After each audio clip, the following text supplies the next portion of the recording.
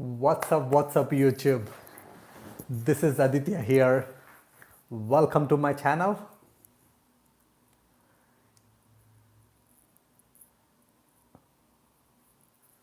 So, if you're new to my channel, hit that subscribe button. So, I'm coming live on YouTube for the first time. So, I don't know how I'm gonna figure out. Hey, Sai. So, just bear with me because I just have to figure out a little bit things here. Let me know where are you guys watching this video from. As I said in the title, I'm going to talk about the first house buying process, and it could be the primary house or investment. Hey Sabi, how are you, brother? Thanks for joining. Alberta, awesome. So, I know as a new immigrant to Canada, the biggest thing is the fear, especially when it comes to buying the first property or first investment property. Yeah. So, but I'm here to help. I'm here to tell you that it's not freaking scary as you think, because sometimes when you're looking at a new stuff, your brain kind of freak out, and you're kind of tense because you don't know the process. So that's where I want to help you guys. So first of all, if you're like brand new to country, of course figure out the work stuff, how you can make money, figure out the credit score side. How is your credit score, how you gonna improve your credit if you're like totally brand new, because in Canada credit is everything. If you have credit, you'll get the mortgage. So if you want to buy a house in Canada, obviously, thank you. So if you want to buy a house in Canada, obviously you need to have a good credit score. And if you have a good credit score, you'll get good interest rates, and you'll get basically higher mortgage. So again, it's always good to build the credit score. So you have to sell house in few years. Oh, of course, brother. I'm down for it. Anytime, selling or buying or investing. Especially if it's your house in GTA. If it's a nice, beautiful house, I'm definitely down to come down and we make a beautiful video out of it and get the best price in that area. So a little distraction there, but yeah, guys, let me know if you have any questions while I'm explaining the process. You just bought 1 year ago. Awesome, congratulations. Just let that mortgage pay down, let that appreciation happen. Just sit on it for a while. When you're ready, we'll talk. So, the first of all, if you should not fear about first purchase, then you need to understand what are the advantages of buying a house or investing in a rental property. So first of all, when you're renting a house, you're just literally taking your money from your pocket and throwing out of the window. It's good temporary purpose, like if you're moving constantly, if you don't have any credit, if you don't have an income source figured out yet, it's good rent out. But once you have these things figured out, once you have established a good credit score, once you established once you have a income source, like job or self-employment business or anything, you're in a space, in a city constantly, then this is the time where you have to start looking for purchasing a house, because you want to make sure you have you're not wasting your rent that you're paying for someone else, rather build your own savings by buying your own property. So you got to understand that advantage, because real estate, the very, very awesome thing about real estate is you have three major advantages. One, you can leverage your money. First of all, like, you can buy a 200,000 property with 10,000, because bank is going to give you 95% mortgage. Um, and also, like, second thing is, now you're paying down that mortgage over the time, which means instead of throwing your money out of the window, you're just paying for your own mortgage. And third thing is, over the period, the prices will appreciate. Not crazy as now, but over the period of time, 10 years or 20 years, you will see at least 3 to 4% appreciation, which is crazy if you think it in a simple terms. If you buy a 100,000 house, if it appreciates 3%, that means every year it's making 3,000, but your initial investment was only 5% or 10% or 20% of the purchase price, which means for 100,000 it's only like 5,000 or 10,000 or 15,000 or 20,000. So which you will be your property will be appreciating like literally almost 100% within 2 years if you put 5% down for the same property.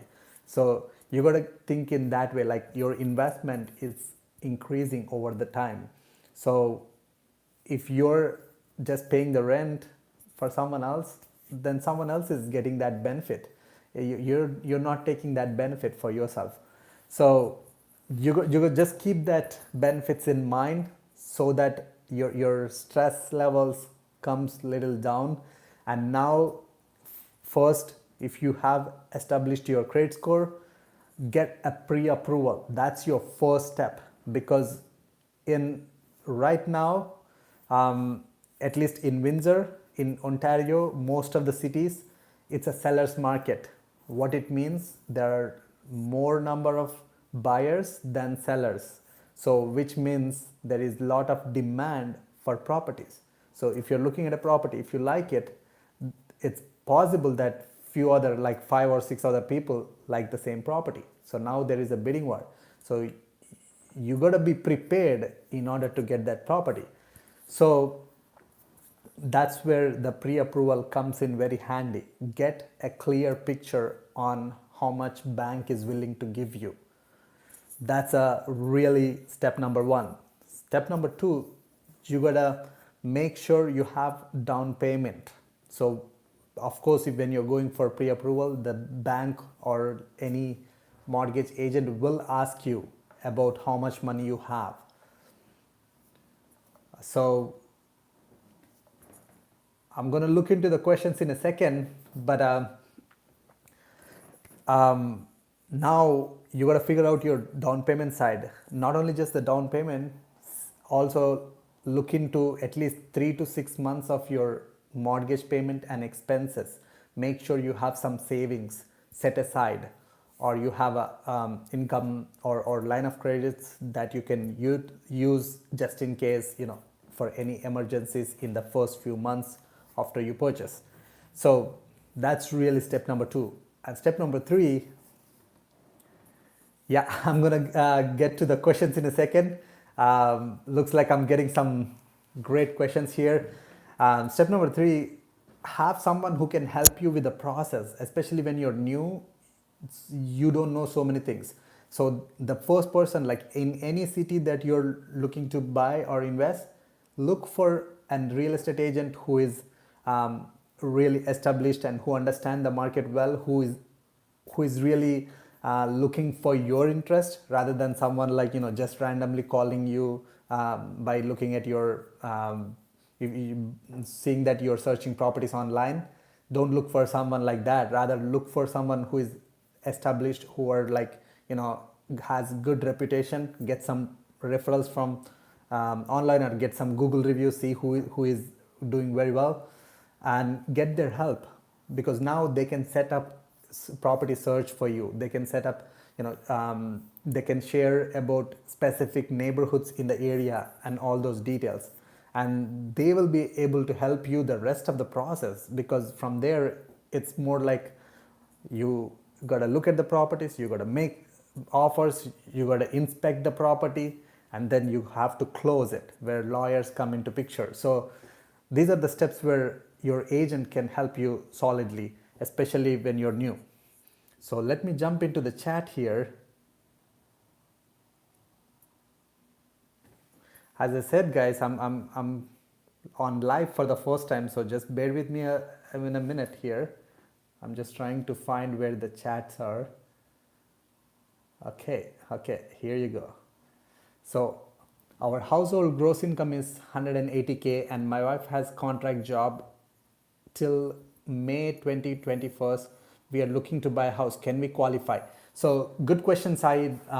If you've been in Canada for 7 years, that means I assume you have good credit score.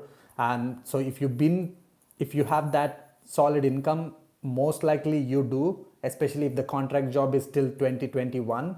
So I would definitely recommend talk to a mortgage broker or a mortgage agent or a bank, because they will be able to give you 100% answer, because not only just the income, your credit score, your status, and your income to debt ratio, like how much income you're making, also how much expenses you're spending, like your car payment, your other line of credit payments, and all those things also matters. So I would recommend check with a mortgage broker, because he can look into your finances very detailedly. That's what I was telling you just a minute ago.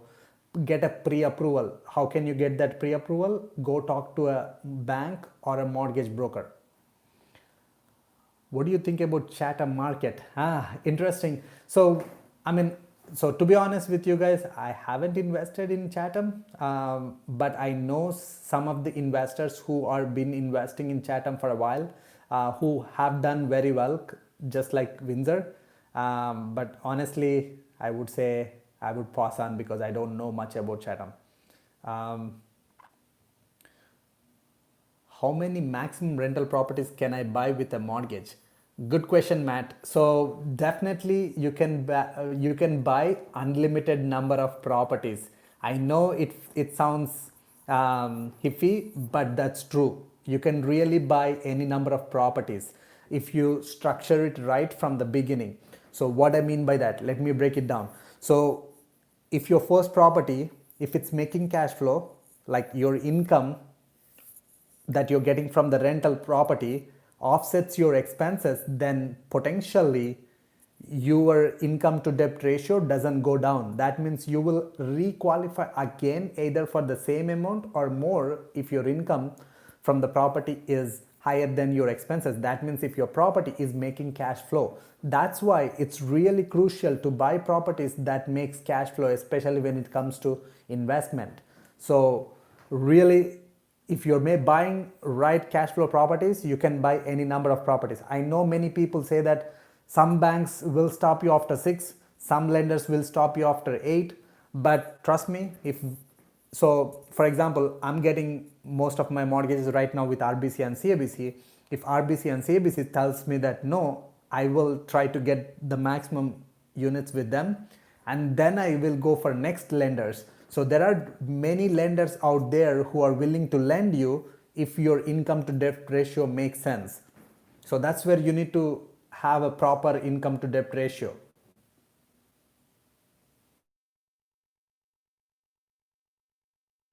So the next question is, hey Imran, I'm doing great, thank you. I just moved to Windsor last week after watching your vlogs. I have a basic question. Can I buy home with SIN starting with 9? My PR is in progress. Okay, so definitely yes, because I bought my first property when I had my SIN number 9, starts with 9, when I was on work permit. So yes, 100% yes, but your profile does matter. So if you can show that your PR is in progress, and if you have a work history at least 1 year or so, there are some lenders. Go talk to a mortgage broker who understands, who works with immigrants like us, because First National is one of my first lender who lent me when I was on work permit. So better talk to a mortgage broker. But yes, answer to your question, yes. So, as you know, we are Indians want to get into new homes if possible. Is it good to go with new homes or second hand homes? I know, brother, I know, because we were brought up like that. We never really was brought up to use used stuff. But here's the thing, it really personal decision, personal opinion, personal way of looking at things. If you don't mind spending money on a decent amount of price, because new construction is always high price, but also a big thing is it comes with a peace of mind. So if you're buying a nice single family home that is like 500,000 for a new construction, probably you can get the same property for 300, 350 if it's a resale 5 years or 10 years, again depending on. So basically I would ask personal question. First of all, does the expenses for that property, am I in a position to handle that expenses? So I would try not to over leverage myself. What I mean by that is, like, if you're making, you and your wife together making per month 10,000, if your property is eating up the mortgage and the expenses eating up more than 5-6,000, then now you got to think about yourself, like, what if one of you, knock the wood, that won't happen, but if one of you lost the job, then it's kind of puts you in a really tough position, right? So just look at your financials and look at your personal interest too, because sometimes it's your primary home. You got to like it, you got to live there. So I would say you guys have to make decision on that. But if you ask me which is good or bad, only good thing about new construction is you don't have to worry about any major expenditures like roof, furnace, AC, all those things for next 5 years, 10 years, 15 years, because most of the things will stop breaking after 15 years. So if you're buying like a 20 years old property, it's still probably, if you change roof, furnace and AC, all those major ticket items, then you're good for another 50 years, because generally the properties here, if you maintain it well, they go for 80, 90, 100 years. Except my primary home, all my homes are old homes. Even the primary one is 45 years old. So rest everyone is like 80, 90 years old. I still made a good solid money on those properties even though they are old. So for making money, old or new doesn't make any difference. It's pretty much buying the right property. But for personal use, you gotta feel it. So that's my take on used or old one. Can I still buy duplex rental property in South Windsor near St. Clair College or University of Windsor for 250 to 300? So South Windsor, first of all, doesn't have that many duplexes, because South Windsor is more like single family homes. Maybe potentially you can buy a single family home, but under 300 is you gotta be very lucky. Very lucky. Now average price point in South Windsor is close to 400,000, so that means 300 is like not getting anywhere. Maybe if you're in 360s, 350s, 380s, you can get some properties that need a little bit of work. Maybe you can finish the basement, you can either make a legal suite or non-conforming, something like that is possible. Duplexes doesn't come often in that area. Detroit or Windsor, which has the best cash flows? Khan, that's an interesting question. Detroit or Windsor? First of all, I haven't invested in Detroit. I have a friend who invests in Detroit, so he does just flipping. He doesn't even hold the properties, because I think it's being in Canada, maintaining kind of is difficult, and also there the rules and everything are different. So for me, because I have all my credit and everything in Canada, I would stick to Canada. But if you're a US resident, you can qualify for mortgage, you have connections, then you can, Detroit also have good opportunities. For now, for Ontario, Windsor is the best place. Sending you hello and good wishes, Aditya. Thank you, Neil. Thank you so much.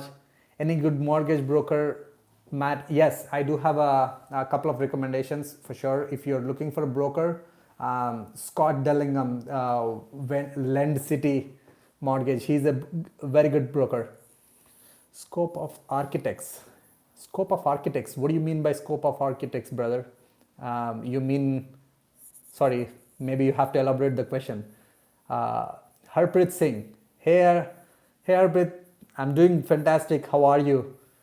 How to figure out that in which city should I start my real estate investing journey if someone is flexible to anywhere in even in Canada? Okay, good question. I know many people ask me the same question. So first of all, you gotta look at what's your what you're trying to achieve, what's your investment goals, and where are you living currently. If you're living in a city where you have a good solid low vacancy rates where rentals have demand, and you can make some cash flow properties, you can buy some cash flow properties, then look at the city where you're living, because it's always good to be close to the property. But if you cannot find properties that can cash flow in your area, around your area, of course Windsor is the best place. But again, try to look for something that is close to you. If that is not possible, then look for cities like Windsor, which are first of all growing very, very rapidly, and at the same time also have potential to make cash flow. Even if you buy a single family or multifamily, in Windsor, still you have opportunities to make cash flow, because cash flow is one of the really important element, because your property should not depend on your income. It has to depend on property's own income. So what that means in simple words, income that you get from the property, the rental income, should offset your expenses. That's what my basic requirement. If it does, no matter where you buy, doesn't make it, it still will be a good investment opportunity. Is it more cheaper if you consider constructing your own home? The reason why I'm asking, because we want to have new home on our own custom space. So especially if you're like really new to Canada, if you don't have connections, building your own house is does cost you good solid money. But if you have good connections, if you know a solid builder or someone who can build you for economical prices, or maybe if there is a solid reputable builder in your area who just recently opened a subdivision where they're selling the lots, but they also custom build the designs according to your needs, yeah, of course you can do that. That's one cool thing with new constructions is you can design, like you can modify things as per your interest. So yeah, definitely it's possible, but I would not say it's cheaper, because new construction is not cheaper comparative to resale homes. Do you consider market price would come down in 2020? Andres, that's a great question. I love that. Because it's really tough to say. It's really tough to say, because actually right now the prices should not be going up, because many people lost their job. I don't know why. Maybe because rates are low, maybe people have saved money or buying. So still right now there are a lot of buyers. So at this point it's really challenging to say, because at this point it should have been at the prices should have come down.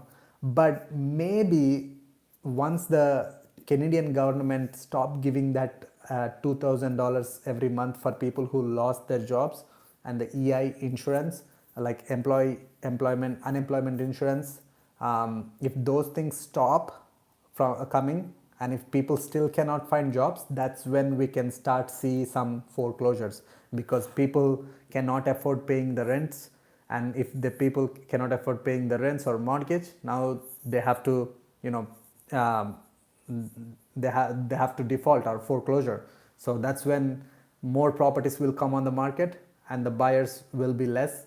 So but I don't see that is happening, because now we are in Windsor, we just opened for phase 3.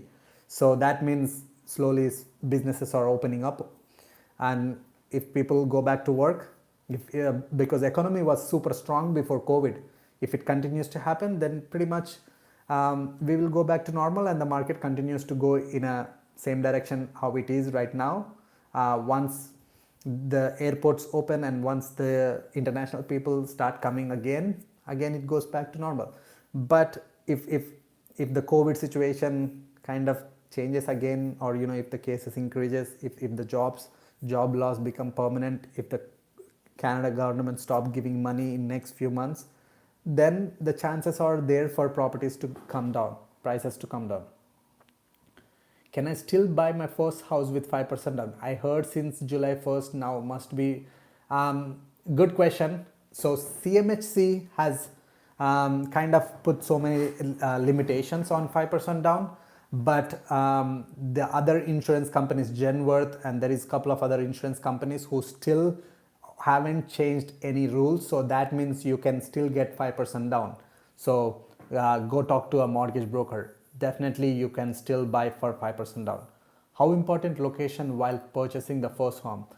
Great questions. It really depends on your financial situation, but I would personally recommend buy it in a good location or upcoming location, because if it's upcoming location, if you ask your local realtor or anyone whom you have in connections in real estate, see which areas are growing, which areas have a good potential to improve, to get better over the period. Those are the best locations to buy, because now you can bank on that appreciation of the improvement. So always location does matter, but again sometimes if you don't have enough funds to buy a property in a good location, like when I was buying my first property, I didn't had enough money like down payment to buy a house in a good location. So what I did, I purchased in a location where it's slowly coming up. It's still not the greatest location, but I did, and I still made money on my first property. So even not buying it and waiting for years costs you money. So time is your friend. If you just buy and sit on it, is way better than looking for a perfect property. Why is it difficult to rent a house in Ottawa if I live in New Brunswick? That's an interesting question. I don't know, brother. You have to figure out if make sure you hire the right property management company who can do the leasing properly for you. Sir, I just want to do architect, make more money than real estate developers. Okay, so again, you can make more money in any industry. It really depends on you. So I was in IT. I was software developer. I know many software developers make a solid money, but I quit because that was not my thing. I was not really improving myself in their industry. I was doing okay, but I was not like the best one. So that's why I switched my career from IT to real estate agent, because I knew my personality. I can definitely make better. So immediately my income shoot up. Like literally in last 18 months, I made 5 times of my salary. So if I would have stayed in the same job, I would be making the same money. What made the difference? Me, my skills. So what I would say, your skills, what you're good at, what matters. It's not about money. If you're really good at any industry that you're in, if you have the right personality for it, if you work hard for it, you can make money in any industry. So if you have enough money, do you recommend putting 20% down on first property or 5% down, or put other 15% towards property too? So great question, held thread. So I really love that question, because again, you got to look at from your personal point of view. I'll tell you what I would do if I am buying my first property, right? So I would definitely go for 5% down, because I know myself. I will save enough money. I will not over leverage because I'm getting 95% mortgage. Then I would not go buy like $500,000 property or 800,000, 900,000 property, even if I cannot afford. So I would first of all leverage in a smart way and buy with 5% down, because the rest of the money, if I have any extra money, I can leverage and buy another rental property. because when you leverage a simple funda, if you can buy one property, let's say you buy 100,000 property that appreciated 5% in 1 year. Instead of buying one property, you buy two properties, 100,000, 100,000. Now both the properties appreciate 5%. So 100,000 became 105, 100,000 became 105. That means you made 10,000 appreciation on your property. So if you bought this property for 5% down, or if you would have purchased this whole property with 20% down instead of buying the second property, you would have made only 5,000 with your $20,000. If because you now leverage the money into two properties, you made 10,000. So, and along with that, you're paying down mortgage on both the properties. You have two rental incomes if you are buying two properties. So from my opinion, I personally buy two properties, but at the same time, I know myself, because I will not over leverage. I will always have some savings even if some situation comes up. So just make sure you're not over leveraging, but always try to utilize the money where you can get better returns. So if you're buying just one property, you are not getting better returns if you're buying two properties comparative to buying two properties. Okay. So my friend Julian and Connor are in relationship and they're looking for the first house. They are 18 years old and want to move into New York City. What is your suggestion? Oh wow. That's a personal question, David. If they're moving to New York City, obviously I cannot make any comments on that part. I don't know who they are. I don't know what their interests are, what they would like to do in the life. I don't know where they are standing. So many questions I need to know before give any suggestions, right? So sorry. Apart from down payment, how much extra cash on an average we need to keep in hand? Oh, good question, Sai.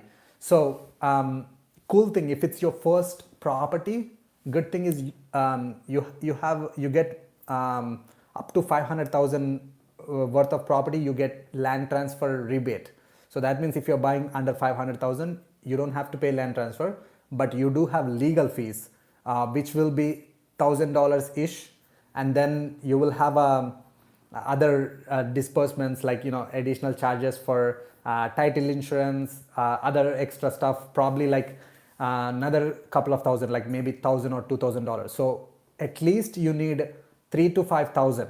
Again, depending on the price of your property as well. If your price goes up, so on an average, I would say 1 to 2% of your price, property price, you need to have it.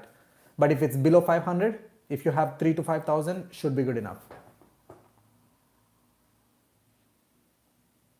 And also, like, it might change with the province you're in. So just check with your realtor. Hey, what's our realtor? Or there are many websites actually which tells you how much is your land transfer tax, how much is your legal fee in that area average.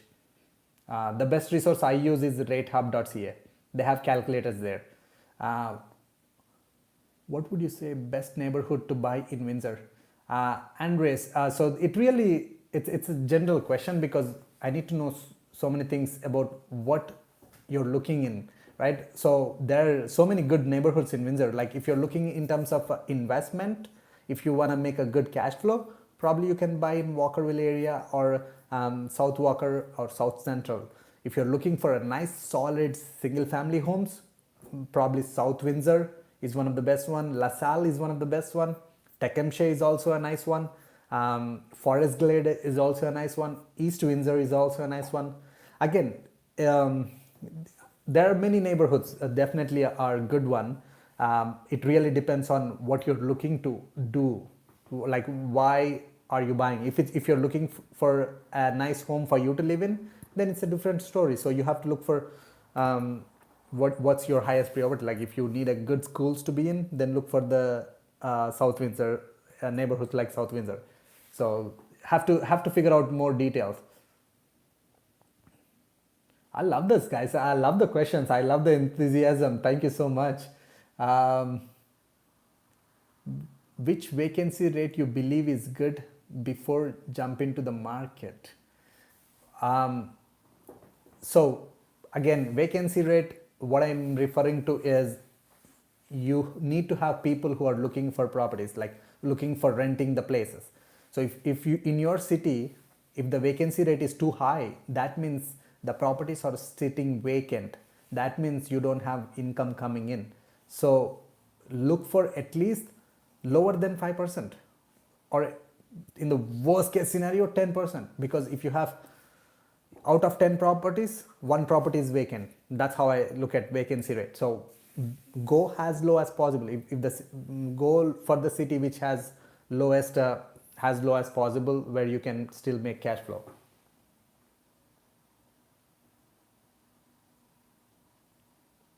You're welcome, Healthred. I've been a landlord for a year now, and I was wondering when is the good time to buy a second property. Um, Hamza, good question. So it really depends on if you're ready for, if you have enough savings already, and if your current first property is making cash flow, why to wait? Buy it, because one thing I learned, if you're buying the right cash flowing property, no matter when you're buying, doesn't matter when you're buying. It matters along that over the time you will make money. So don't wait, just buy it. If the market goes down, buy more. That's my funda. Maybe when the market goes down, then now because you have the knowledge, you have the experience, now you can even raise money from your family, from your friends, to have bring the JV partners and buy more, because now you know the market, you know there is a discount coming in for the prices. So that's what my recommendation. Don't wait to buy, always wait and buy. Sorry, buy and wait. Aditya, as a newcomer, my mortgage pre-approval requires 16% at least. Has I also wanted to buy one investment property. Now, how is it possible? I assume second property will require same down payment as I assume. So again, second, it's not about second or first property. Generally in Canada, you can get, if you want to buy something under 20% down, that means you need to qualify as a CMHC or any other insurance company has to qualify you to give you that extra insurance, so that lenders will give you higher mortgage, which is 85% or 90% or 95%. That means you can put low down. So if you already own a house, you're living in it, now if you go and ask for another property which is technically a rental property, now you're asking for again for 5% down, they don't lend you another 5% down. But if the logic makes sense, for example, if you're living in Toronto, you own a house, you have a CMHC, but now you got a job in Windsor, you are moving to Windsor, now you're renting that place out, now you're asking for another house to pay 5% down. If your income qualifies, then CMHC now they look at your profile. Oh, by common sense, he is genuinely looking to move into the property. So that's when you might qualify. So below 20% down, that's a requirement. If you have 20% down, then you can buy another property anytime, if your income to income debt ratio makes sense.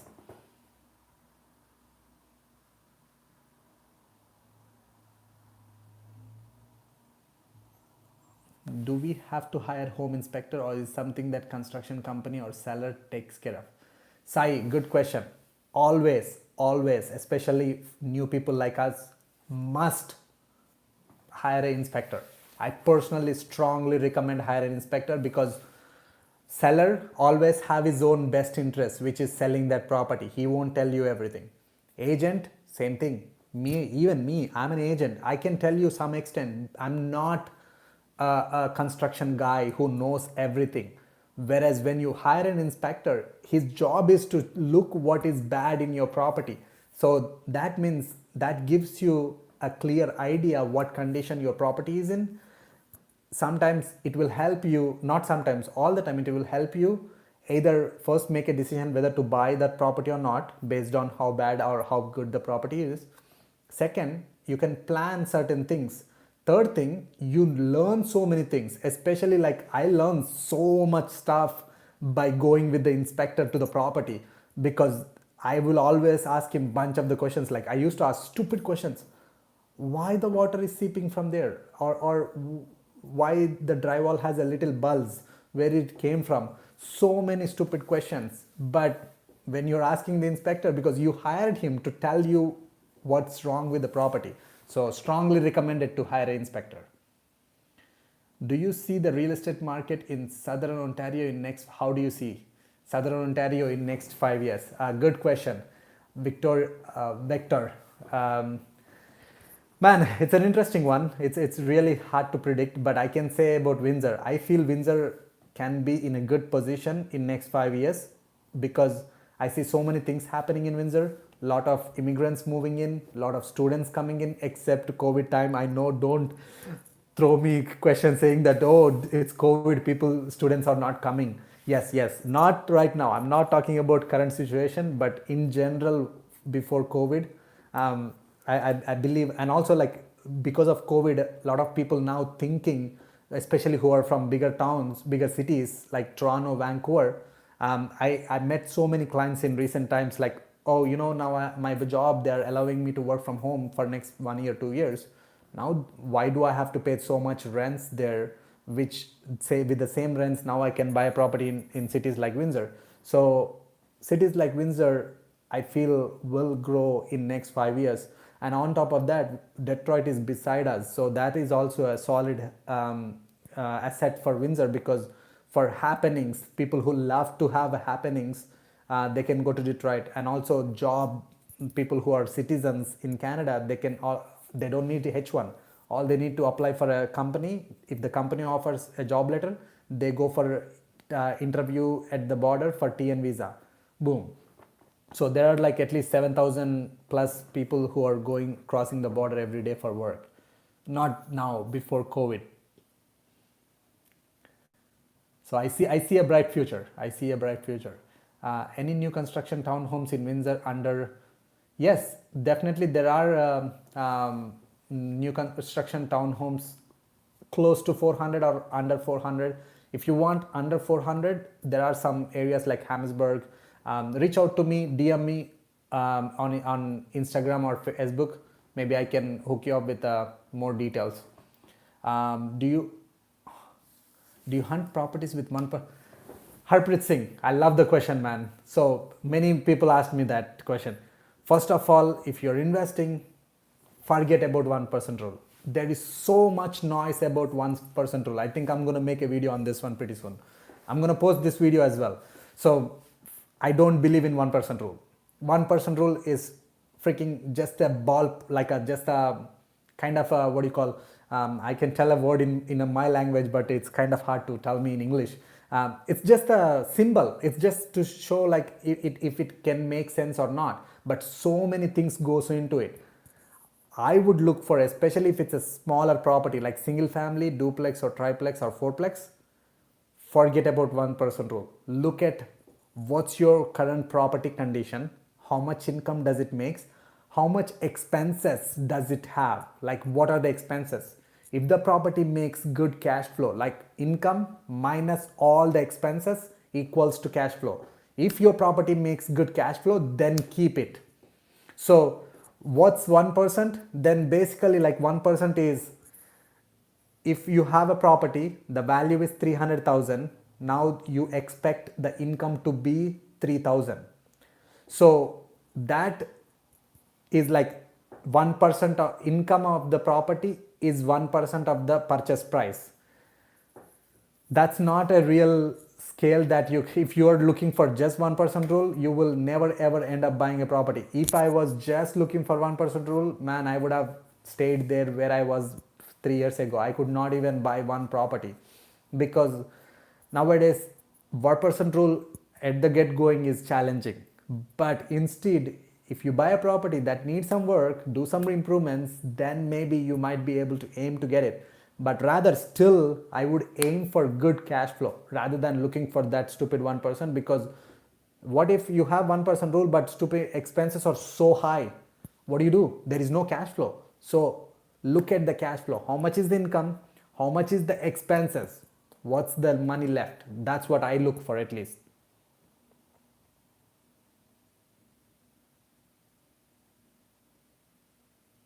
Yes, I will, Matt. I will definitely do post this video. Between 16% minimum has a newcomer, 20%. Which one would you recommend? 4% less down, worth it.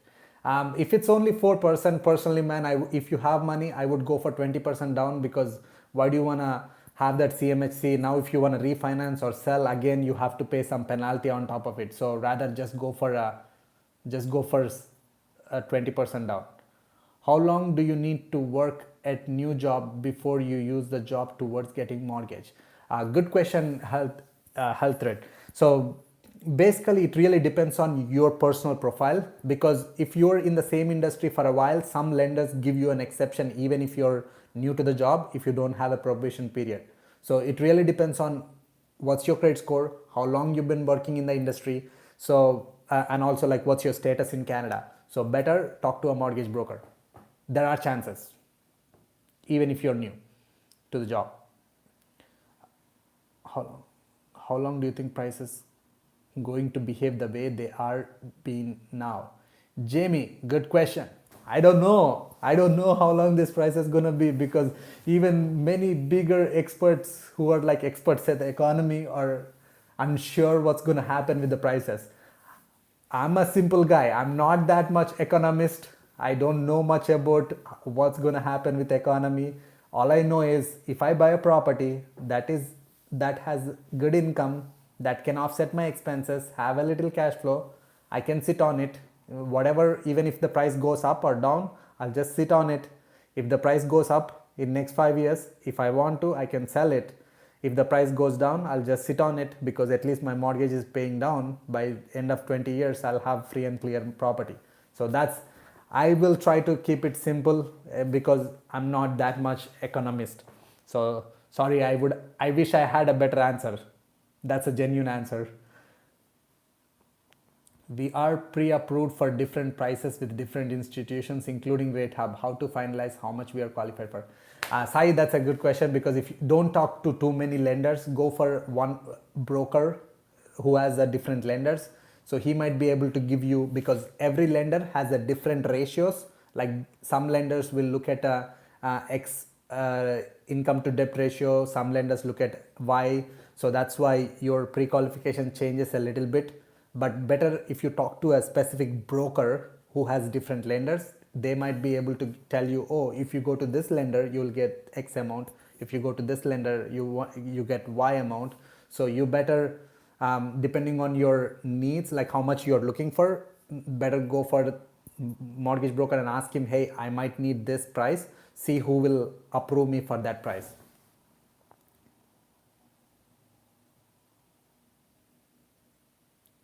You're welcome, Victor.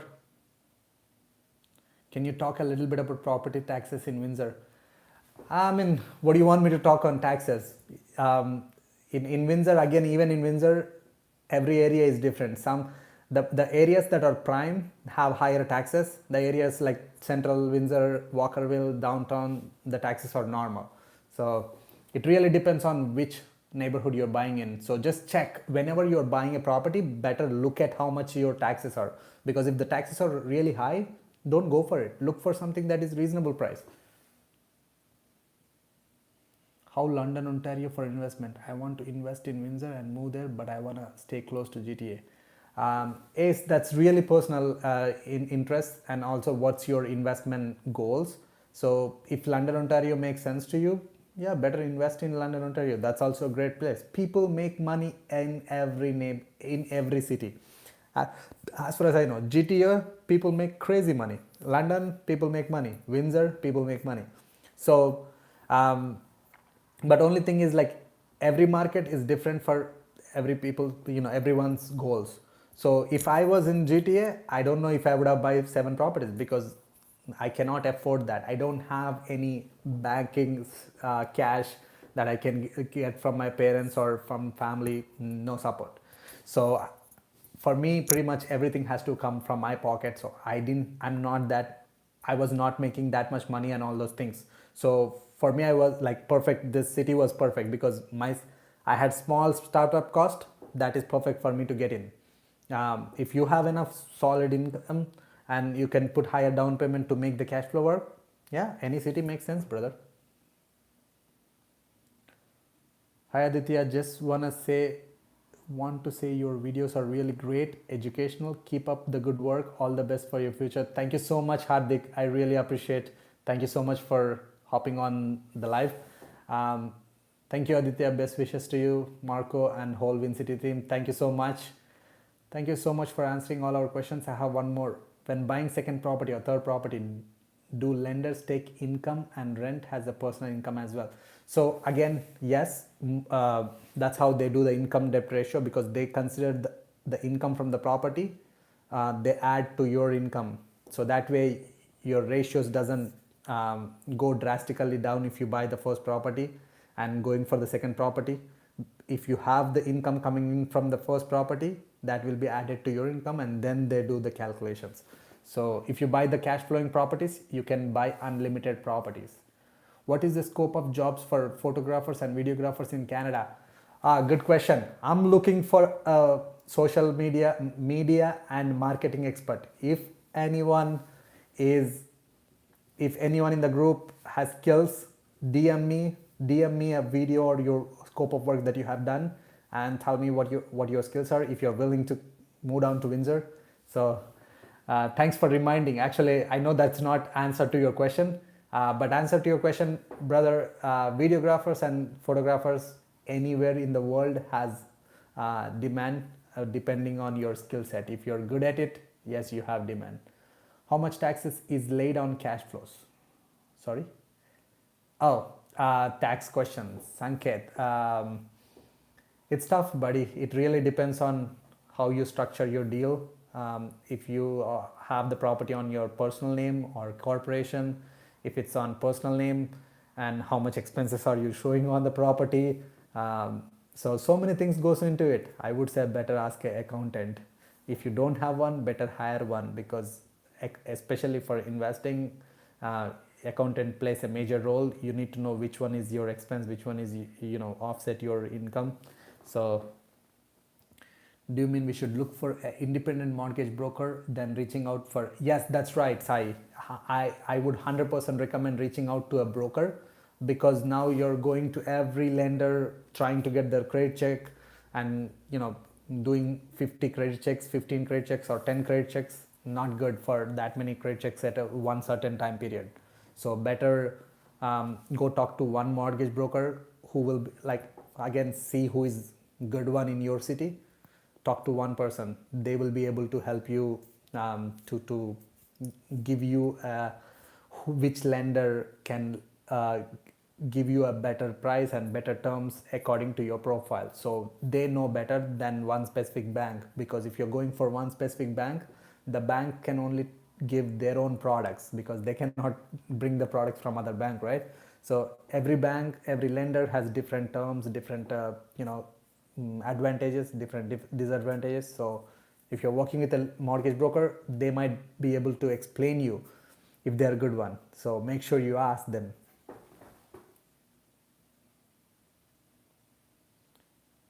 Hey Azark. Okay, I think that's pretty much it. I think I covered most of the questions. Let me just quick question about house market. But do you think we need to stop EI Ron brainwashing powerful people to doing unspeakable things from behind the grave? Brother, I don't know what you're asking. Do you think we need to stop EI Ron brainwashing powerful people to doing? No idea what you're asking. I honestly did not really get your question. I don't think I don't think I can answer on that part. All I am doing is giving my opinion on how the market behaves and what I feel is good for what I feel to do better for personal opinion.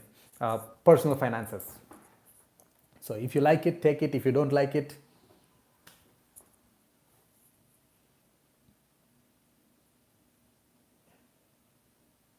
okay. Would you recommend me hiring a home inspector even buying a new construction home, or hire only when I purchase the second? Even hiring, I would strongly recommend even do hire inspector even for new construction, because I have seen new constructions, some builders do a crappy job. So you better do. It's probably like 300 or 350 $50. Look at this way, your return on investments, right? So you're buying freaking 500,000 property. If you don't invest $300, what if there is a some issue that you as a normal person could not see it, but if he found it, he saved you 10-20,000 bucks. So invest that 300 or $350. It's for your peace of mind.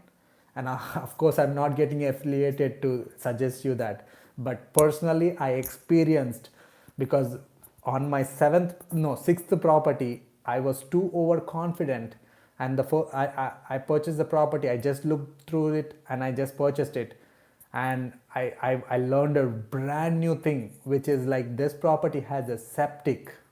I didn't know that even in Canada there are septic tanks, and freaking it cost me, like literally as soon as I purchased, within 3 months I spent close to 10,000 fixing that issue. If I would have known about it, if I would have hired inspector, maybe he would have told me.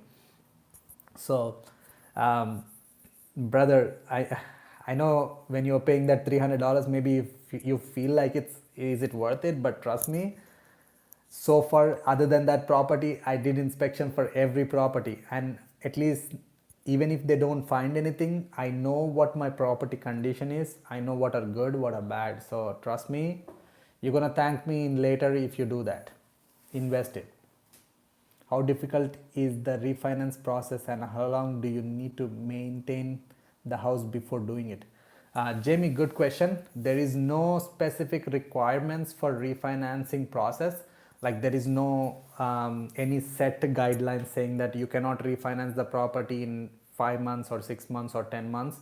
I refinanced one property actually within 3 months after I purchased, and I refinanced after 2 years.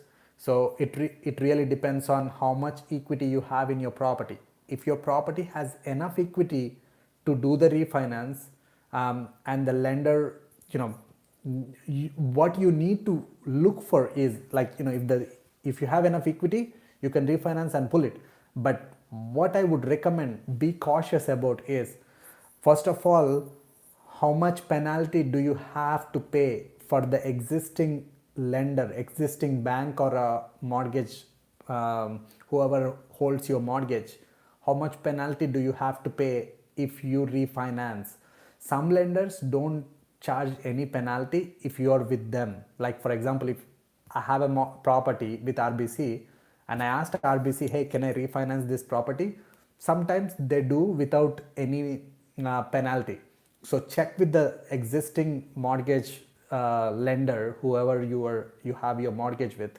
See how much is your penalty, what are the extra costs, and what's your interest at that point, and what's your interest, like how much difference is your property mortgage payment will be. So just better check with the lender. Sai, good question. I know, for when you're new, you don't know that term. So simple refinance means, now you're purchasing a property, right? So that means you're putting some money and you're asking bank to give you extra money. So this extra money is the mortgage and your money is the down payment. Now in your property, you have your down payment is your equity when you buy.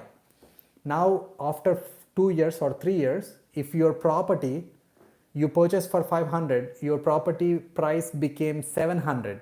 So now your mortgage still 400,000. You have 300,000 equity in your property, but you cannot do anything with it. So now you go talk to the bank and ask them to put a new mortgage for the new value of the property, which means 700,000. Now they give you 80% loan to value for 700,000, that means your mortgage amount will increase. So now whatever the old mortgage, you pay that, and extra money you will put it in your pocket, or you can put it in a secure line of credit.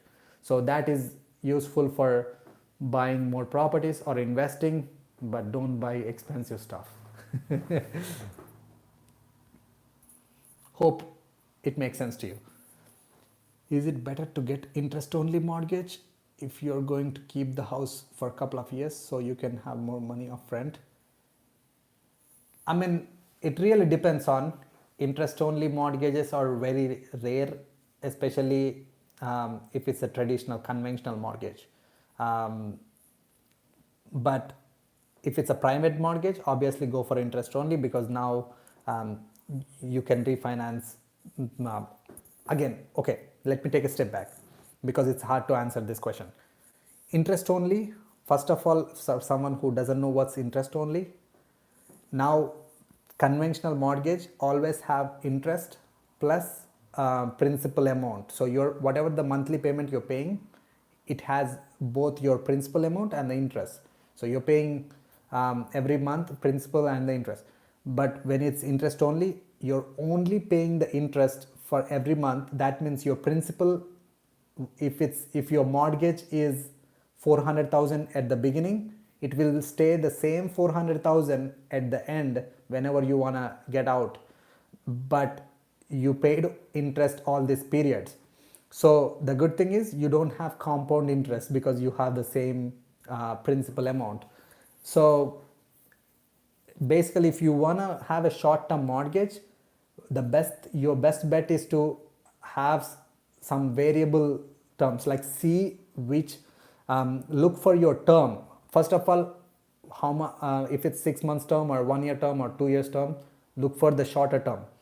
And second, look for variable, because variables will have less penalty when you get out, which most likely most of the lenders have a 3 months interest only, whereas fixed, it's like interest rate differential or 3 months interest, whichever is the higher. So check with your mortgage broker which penalty will cost you less, especially if you know you're gonna have it only for short term. Just look for, especially if you want to refinance after 1 year or 2 years, better go for like variable. That way you can save on the penalty. But again, better ask the mortgage broker for detailed question. Guys, I know it's a fantastic discussion. I know so many questions. Thank you so much for hopping on. I'm slowly getting to a position where I have to get out and do some running and have a dinner. It's too late. I want to be a real estate broker. What should I do? I'm gonna answer in next live session. So from here on, I'm gonna hop on every Wednesday, and I also, after I post this video, I'll try to answer the remaining comments later in the tomorrow. So feel free to hop your questions in the comments, but I'll stop it here. It's just already past 1 hour. So see you guys in the next session, next Wednesday around the same time, 8 p.m.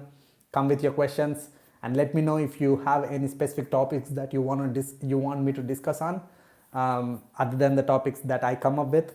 So thank you so much again. Have a wonderful evening.